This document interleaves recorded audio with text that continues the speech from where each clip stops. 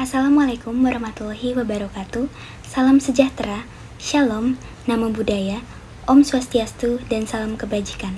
Perkenalkan, saya Rosa Krista Danastri Putri dengan NIM 2481114-167. Pada kesempatan kali ini, saya akan mempresentasikan studi literatur mengenai pengaruh isolasi mikroorganisme SCOBY dalam fermentasi kombucha sebagai minuman herbal fungsional. Kombucha saat ini menjadi tren karena dikenal bermanfaat bagi kesehatan, mulai dari menjaga pencernaan, bersifat antioksidan dan antibakteri, kaya polifenol, membantu detoksifikasi, menurunkan tekanan darah, hingga meningkatkan sistem imun. Dalam proses pembuatannya, kualitas dan pertumbuhan SCOBY sangat penting karena menentukan terbentuknya senyawa bioaktif serta rasa khas kombucha. Oleh karena itu, diperlukan pemahaman mengenai syarat dan optimalisasi fermentasi agar kombucha yang dihasilkan aman, berkualitas, dan berpotensi, dan dapat dikembangkan menjadi inovasi produk fermentasi fungsional. Rumusan masalah pada penelitian ini yaitu faktor apa yang mempengaruhi fermentasi kombucha dan bagaimana proses isolasi serta pertumbuhan mikroorganisme SCOBY selama fermentasi. Penelitian ini bertujuan untuk mengidentifikasi faktor yang mempengaruhi fermentasi kombucha dan menganalisis proses isolasi serta pertumbuhan mikroorganisme SCOBY.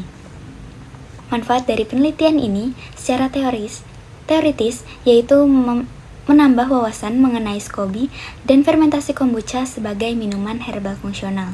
Secara praktis, dapat memberikan pengetahuan tentang khasiat kombucha dan untuk pihak terkait dapat memberikan dan membuka peluang inovasi produk teh fermentasi berbasis mikroorganisme SCOBY. Secara teori, kombucha merupakan fermentasi teh herbal fungsional yang awalnya populer di masyarakat barat. Kombucha berasal dari Manchuria di daerah Tiongkok bagian timur laut dan sebelum berkembang ke Rusia, Jerman, dan akhirnya dikenal di berbagai belahan dunia. Kombucha memiliki berbagai khasiat dari menurunkan kolesterol dan tekanan darah hingga meningkatkan sistem imun dan meredakan radang. Minuman ini dibuat dari teh hijau atau teh hitam yang difermentasikan dengan gula hingga menghasilkan vitamin, mineral, enzim, dan senyawa fenolik. Berbagai studi in vitro menunjukkan kombucha berpotensi sebagai antimikroba, antioksidan, antidiabetes, anti kanker, dan meningkatkan fungsi hepar. Mikroorganisme SCOBY. SCOBY atau Symbiotic Culture of Bacteria and Yeast adalah kultur simbiotik yang membentuk selulosa selama fermentasi. Gel SCOBY terbentuk di permukaan larutan kombucha. Yeast berperan dalam mengurai gula, dan bakteri asam asetat membentuk tubuh SCOBY. SCOBY memiliki warna putih kekuningan dengan tekstur seperti jelly, berperan dalam mengontrol fermentasi, menghasilkan senyawa bioaktif, dan melindungi dari kontaminasi. SCOBY juga dikenal memiliki manfaat bagi kesehatan kulit karena sifat antimikrobanya. Proses fermentasi kombucha. Pada proses fermentasi kombucha menggunakan bahan dasar teh hijau atau teh hitam dan gula. Proses fermentasinya umumnya berlangsung sekitar 15 hari, meskipun lamanya dapat berubah tergantung jumlah bahan, suhu, dan kondisi kultur. Selama fermentasi, diperlukan pengoptimalan beberapa aspek untuk menjaga kualitasnya. SCOBY diinokulasi ke larutan teh manis dan dikontrol pertumbuhannya termasuk gula yang menjadi sumber nutrisi SCOBY untuk berkembang dan membentuk lapisan selulosa baru. Setelah pertumbuhannya optimal, kombucha baru dapat dipanen dan menjadi minuman herbal fungsional yang menyegarkan. Metode penelitian. Jenis penelitian yang digunakan yaitu literatur review atau studi literatur dengan kriteria inklusi, jurnal dengan studi terkait, dipublikasi pada tahun 2023 hingga 2025, minimal tingkatan SINTA 3 atau tingkat internasional hingga Q1, data berasal dari percobaan eksperimental, dan kemudian ada kriteria eksklusi sebagai berikut. Berikut skema singkat dalam penelitian ini meliputi identification, screening, eligibility, dan included. Data dan pembahasan. Menurut Agustina et al. 2025, telah dilakukan penelitian mengenai pengaruh konsentrasi terhadap kualitas kombucha yang dihasilkan. Konsentrasi SCOBY yang dilakukan yaitu 0, 2, 4, 8, 10, dan 12%. Semakin tinggi konsentrasinya, maka nilai pH-nya akan semakin rendah atau semakin asam kombucha yang dihasilkan.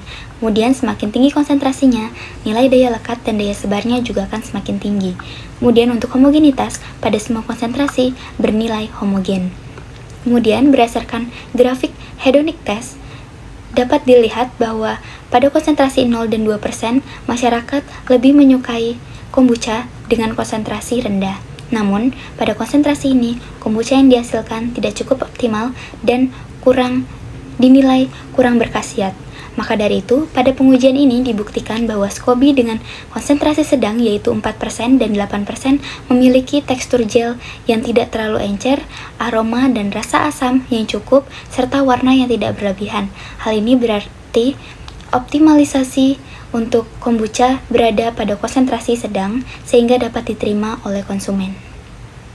Kemudian menurut Dartora et al. 2023 melalui penelitiannya telah dilakukan variasi desain 3 level yaitu rendah, 0 dan tinggi meliputi variasi berat SCOBY yaitu 15,3, 22,43 dan 18,75 serta kadar pemanis 6,81, 9,19, 8 dan rasio teh hitam banding teh hijau yaitu 20,2, 79,8 dan 50. Desain yang dibuat yaitu 12. Kemudian pada tabel ini juga tertera pengaruh dari variasi berat SCOBY, kadar pemanis, dan rasio teh hijau banding teh hitam mempengaruhi nilai pH-nya. Dalam pembuatan kombucha, rasio teh hitam dan teh hijau yang baik yaitu 50 banding 50 atau sama. Kadar pemanis yang semakin tinggi juga akan meningkatkan laju pertumbuhan SCOBY, sedangkan jumlah SCOBY yang semakin tinggi akan menyerap banyak air teh sehingga kombucha yang dihasilkan akan semakin sedikit dan semakin asam. Kemudian menurut Putri et al. 2023 melalui pengujiannya atau penelitiannya mengenai pembuatan kombucha, proses kombucha dan isolasi SCOBY meliputi 5 tahap. Yang pertama yaitu penyiapan starter SCOBY melalui baby SCOBY dan kombucha asli yang telah disiapkan atau telah diproduksi sebelumnya. Kemudian pembuatan media. Pembuatan media dilakukan dengan memanaskan teh dan pemanis hingga larut, kemudian didinginkan dan dilakukan penginokulasian starter SCOBY ke dalam media. Kemudian media dan starter SCOBY ditutup menggunakan kain berongga agar oksigen tetap bisa masuk untuk mengoptimalkan pertumbuhan SCOBY. Kemudian tahap ketiga yaitu proses fermentasi dan monitoring. Proses fermentasi dilakukan dengan menyimpan media dan starter SCOBY jauh dari paparan sinar matahari dengan suhu 24 hingga 27 derajat Celcius dengan kadar oksigen yang cukup, dan monitoring. Monitoring dilakukan umumnya pada hari kelima, yaitu dengan mencuci SCOBY atau membersihkan SCOBY lalu memfermentasikan kembali SCOBY ke dalam media, kemudian ditambahkan gula atau pemanis sebagai nutrisi untuk pertumbuhan SCOBY. Kemudian ada pemanenan kombucha. Pemanenan kombucha dilakukan setelah rasa, aroma, dan warna kombucha dirasa cukup. Pemanenan dilakukan dengan memisahkan SCOBY dari kombucha, kemudian kombucha dapat disaring dan dimasukkan ke dalam botol steril untuk langsung dikonsumsi atau didistribusikan. Kemudian untuk isolasi SCOBY dilakukan dengan pemisahan dari kombucha, kemudian SCOBY dicuci bersih, kemudian dimasukkan ke dalam wadah dan diberi kombucha asli dengan sedikit, kemudian ditambahkan gula atau pemanis sebagai nutrisinya. Melalui grafik ini, Putri et al. 2023 melakukan variasi pemanis yaitu menggunakan madu dan tanpa madu atau menggunakan gula, dan variasi lama fermentasi yaitu 8 dan 12 hari. Penggunaan madu sebagai pemanis dinilai lebih bermanfaat dibandingkan gula karena mengandung vitamin C yang tinggi dan antioksidan yang tinggi. Sedangkan lamanya waktu fermentasi yang optimal yaitu 8 hari karena menghasilkan kombucha dengan rasa, warna, dan aroma yang sesuai dan dapat diterima oleh konsumen. Kemudian menurut Savitri Errol 2024, melalui penelitiannya, kombucha dibuat berbahan dasar kopi yang difermentasi selama 7 dan 14 hari.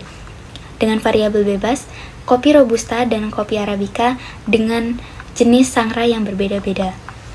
Kemudian, terdapat grafik yang menunjukkan kandungan kafein dan vitamin C pada setiap variabel bebas. Savitri Errol 2024 mengungkapkan bahwa perbedaan proses pembuatan kombucha berbahan dasar teh dan kopi terletak pada proses sangrai. Kandungan kafein terus meningkat seiring bertambahnya waktu fermentasi, terutama pada jenis kopi robusta dengan dark roast. Kemudian, kandungan vitamin C pada fermentasi hari ke-7 menunjukkan adanya peningkatan, sedangkan pada hari ke-14 menunjukkan adanya penurunan akibat teroksidasi selama proses fermentasi. Kopi robusta dengan light roast memiliki kandungan vitamin C yang paling banyak. Kemudian, kandungan kafein yang tinggi pada kopi menyebabkan beberapa orang yang hipersensitif terhadap kafein tidak dapat mencoba kombucha jenis ini. Maka dari itu, kombucha berbahan dasar kopi ini cenderung tidak disukai oleh masyarakat. Menurut Wang Errol 2025, telah dilakukan pembuatan kombucha dengan starter ekstrak SCOBY yang berasal dari tempat dengan iklim berbeda. Variasi iklimnya yaitu subtropis, hangat sedang, dan hangat. Kemudian terdapat grafik kandungan bakteri dan fungi atau jamur yang ada pada setiap variabel bebasnya. Kombucha dari SCOBY beriklim subtropik memiliki kandungan asam asetat, suksina, dan glukuronat yang tinggi sebagai metabolit yang menyehatkan tubuh seperti detoksifikasi dan penyeimbang sistem kekebalan tubuh. Maka dari itu, SCOBY beriklim subtropik ini dinilai lebih cocok untuk optimalisasi kombucha. Kesimpulan, faktor yang mempengaruhi fermentasi kombucha yaitu konsentrasi starter atau baby SCOBY yaitu pada konsentrasi 4 hingga 8%, kemudian adalah komposisi dan rasio teh yaitu teh hijau banding teh hitam 50/50 atau sama, kemudian ada kadar dan jenis pemanis yaitu pemanis dengan kadar tinggi dan jenisnya berupa madu, kemudian ada durasi fermentasi selama 8 hari, suhu fermentasi dan isolasi yaitu 24 hingga 27 derajat Celcius untuk fermentasi dan di bawah 10% 10 derajat Celcius untuk isolasi. Kemudian tidak terpapar oleh matahari, kemudian kondisi aerasi atau udara yang cukup, kondisi iklim asal SCOBY yaitu subtropis, dan penggunaan kopi sebagai dasar kombucha dinilai kurang diminati. Tahapan pembuatan kombucha dan pertumbuhan SCOBY meliputi pembuatan starter dan media kombucha, proses fermentasi, pemanenan, dan isolasi SCOBY. Saran, dilakukan penelitian lanjutan meliputi perbandingan hasil fermentasi antara kultur SCOBY utuh dan mikroorganisme hasil isolasi tunggal maupun kombinasi, pengujian aktivitas fungsional, pengoptimasian kondisi fermentasi, stabilitas produk selama penyimpanan, dan uji organoleptik. Dengan demikian, penelitian lanjutan dapat menghasilkan pemahaman yang lebih komprehensif, aplikatif, dan berpotensi mendorong perkembangan produk kombucha fungsional yang lebih aman dan bernilai tinggi. Berikut adalah daftar pustaka yang diacu. Terima kasih atas perhatiannya.